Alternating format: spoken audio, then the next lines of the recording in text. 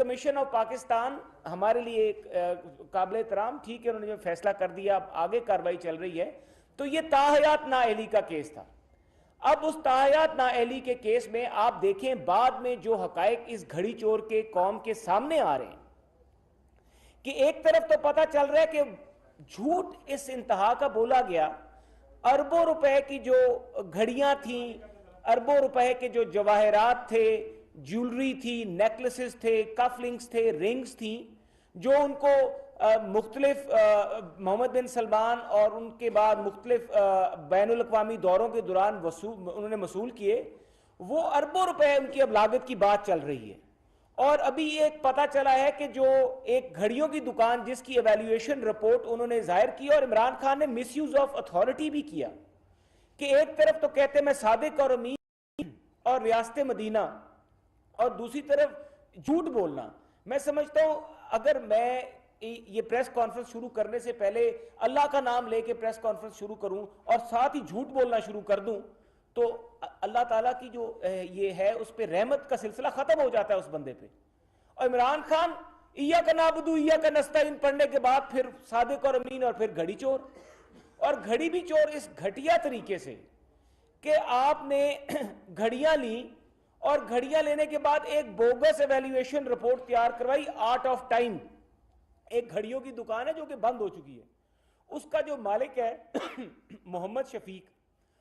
शफीक ने 2018 से 2022 तक जो उसका पूरा टैक्स बनता है वो कोई 1.2 मिलियन इतना टैक्स बनता है, और उस पूरी दुकान के बीच में जो उसका पूरा स्टॉक रहा है, स्टॉक 18 लाख रुपए से ज्यादा उस दुकान ने कभी स्टॉक ही नहीं रखा। मोहम्मद शफीक साहब की एवेल्युएशन रिपोर्ट्स जो इन्होंने वहां पे दायर की और उन्हीं की रिपोर्ट्स के ऊपर इन्होंने वो घड़ियां खरीदी। असल में हकीकत ये थी कि घड़ियां ये पहले फरोख्त कर देते थे। अभी आप एक वीडियो टेप आई है जिसमें बुशरा बेगम और जुल्फी बुखारी आपस में बात कर रहे हैं और वो कह रहे हैं कि खान साहब की कुछ घड़ियां आई हैं और वो कह रहे हैं कि ये बेच दें। होता ये था कि घड़ियां बिक जाती थी, जो उनके खरीदार होते थे वो माले मुफ्त दिले बेरहम, वो लोग पहले ही दौरे के बाद जैसे खान साहब जहाज से उतरते थे तो खरीदार वजीर आजम हाउस के आसपास मंडला रहे होते थे, और वो खरीदार जो हैं वो घड़ियां खरीद पहले लेते थे और बाद में बस तोशा खाना का और कैबिनेट डिवीजन इन लोगों का मुंह बंद करवाने के लिए एक फर्जी कार्रवाई की जाती थी। ये हकीकत है उस सादिक और अमीन की। मैं समझता हूं कि तहरीक इंसाफ के कारकुनों को तोशा खाना केस का फैसला पढ़ना चाहिए। वो इया का नाबुदू या इया का नस्ताइन जो पढ़ के फिर जो झूठ बोलता है बंदा, जो रियासत मदीना का दावेदार कहता है कि रियासत मदीना मैं पाकिस्तान में बना के दिखाऊंगा, जिसने तोशा खाना की घड़ियों से लेके पिरच प्यालियां तक नहीं बख्शी, जो हमें खुलफाए राशिदीन की मिसालें देता है, हजरत उमर रजी अल्लाह अन्हु के पैबंद लगे जोड़े की किस्से सुनाता है, वो अरबों रुपए की घड़ियां जो है वो तोशा खाना से लेके फरार होते हैं और बाहर बंदर बांट करता है, और उसके बाद क्या करता है आके सरकारी खजाने में कहता है जी ये 5 करोड़ रुपया मेरी आमदन है तोशा खाना से, और अब हकायक सामने आ रहे हैं उसके। ये झूठा शख्स, ये आप तोशा खाना का फैसला पढ़ें, यकीन मानिए कि आप तफसीलात निकालें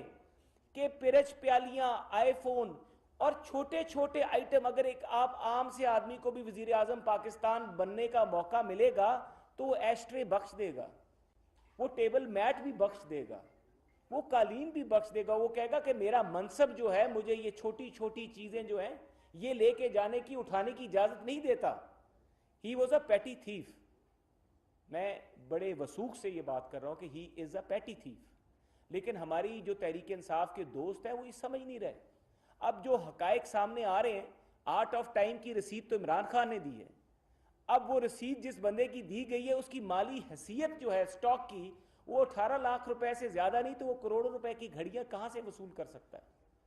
यहां से अब पता लगता है कि जो उमर फारूक जहूर जो बात कर रहा है, उमर फारूक जो जिसने वो,